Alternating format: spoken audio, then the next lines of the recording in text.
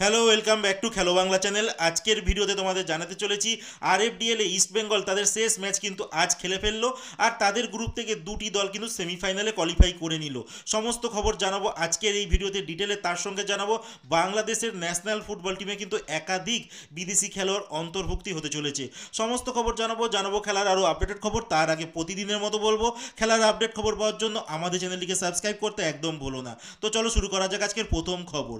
আজকে প্রথম খবরটি বলবো আই লিগ 2 এর কথা, যেখানে আই লিগ 2 তে আজকে বাংলা ডার্বি হয়ে গেল, যেখানে বাংলার দুটি দল ডায়মন্ড হারবার এফসি তারা মুখোমুখি হয়েছিল ইউনাইটেড স্পোর্টসের সঙ্গে। আর এই ম্যাচে ডায়মন্ড হারবার এফসি 2-0 গোলে এগিয়ে ছিল। তারপর আলটিমেট ম্যাচটি 2-2 গোলে ড্র হয়। আর এই ড্র নেওয়ার পরও কিন্তু diamond Harbour FC I league 2 তে তারা 1 নম্বর পজিশনে থাকলো। আর আই লিগ 2 তে যারা 1 আর 2 নম্বর পজিশনে শেষ করবে সেই দুটো টিম কিন্তু নেক্সট ইয়ার আই লিগে চান্স পাবে।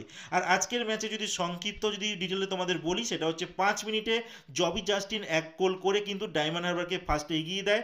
তারপর 48 মিনিটে নরহরি শেষটা 2-0 গোলে ডায়মন্ড হারবার এফসিকে এগিয়ে দেয়। আলটিমেট 52 মিনিটে সমতা ফেরায় ইউনাইটেড স্পোর্টসে তারক হেমব্রম, খেলা স্কোর দাঁড়ায় 2-1। আর 66 মিনিটে একটা ওন গোল হয়ে যায় বিক্রম সিংয়ের দ্বারা, যার জন্য আলটিমেট ম্যাচটি 2-2 গোলে শেষ হয়।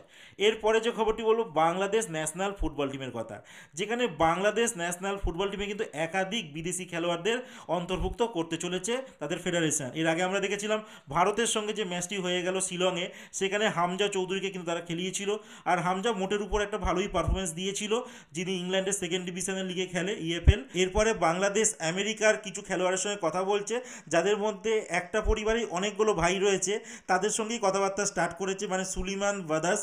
সেখানে সবার প্রথমে যে নামটি বলবো কাভান সুলিমান, যার সঙ্গে কথা বলছে বাংলাদেশ ফুটবল দল, যিনি এমএলএস খেলে, মানে মেজর লিগ সকারে খেলে, বয়স মাত্র 15। আর আমেরিকার যে অনুর্ধ-17 দলও কিন্তু তিনি খেলেছেন। আর এছাড়া কুইন সুলিভান, যিনি সিনিয়র, মানে সুলিমান ব্রাদার্সের মধ্যে যিনি সবথেকে বড় ভাই, 21 বছর বয়স, এমএলএসে খেলেছেন, সেন্ট্রাল মিডফিল্ডার পজিশনে তিনি খেলেন।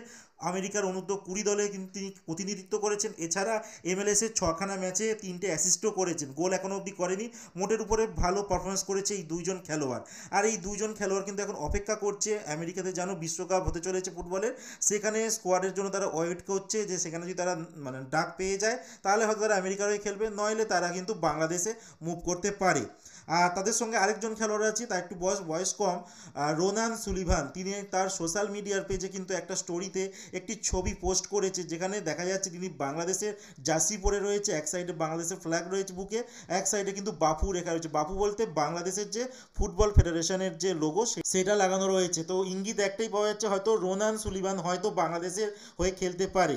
আর বাকি যে দুজনের কথা বললাম, যে কাভান সুলিমান আর কুইন সুলিভান, তাদের চান্সটা এখনও কম।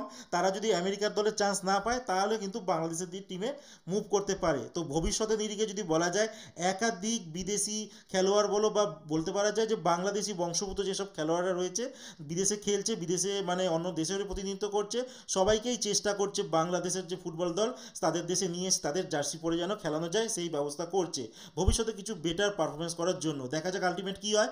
এরপরে যে খবরটি বলবো আরএফডিএল এর কথা। আরএফডিএল এ ইস্ট বেঙ্গল তাদের আজকে লাস্ট ম্যাচ খেলে ফেললো নর্থ ইস্ট ইউনাইটেড এফসির সঙ্গে। আর এই ম্যাচেও কিন্তু ইস্ট বেঙ্গল টিম 2-0 গোলে কিন্তু হেরে গেছে, যেখানে 68 মিনিট আর 90 মিনিটে নর্থ ইস্ট ইউনাইটেড এফসি গোল করে। আর এই ম্যাচটি কিন্তু ইস্ট বেঙ্গল হেরে যায়, আর তারা তাদের গ্রুপে সবথেকে লাস্টের পজিশন পেয়েছে।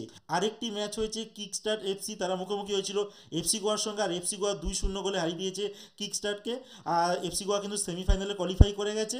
আরেকটি ম্যাচ রাতের বেলা হয়ে গেছে, যেটা জামশেদপুর এফসি মুখোমুখি হয়েছিল ডায়মন্ড হারবার এফসির সঙ্গে। এই ম্যাচটি 1-1 গোলে ড্র হয়, যেখানে জামশেদপুর এফসি কিন্তু তারা লিগ টপ, মানে তাদের গ্রুপে তারা টপ করে কিন্তু সেমিফাইনালে পৌঁছে গেছে। তো আজকের মতো খেলার খবর এতটুকুই। ভালো থেকো, সুস্থ থেকো, দেখা হচ্ছে নতুন আরেকটি ভিডিওতে।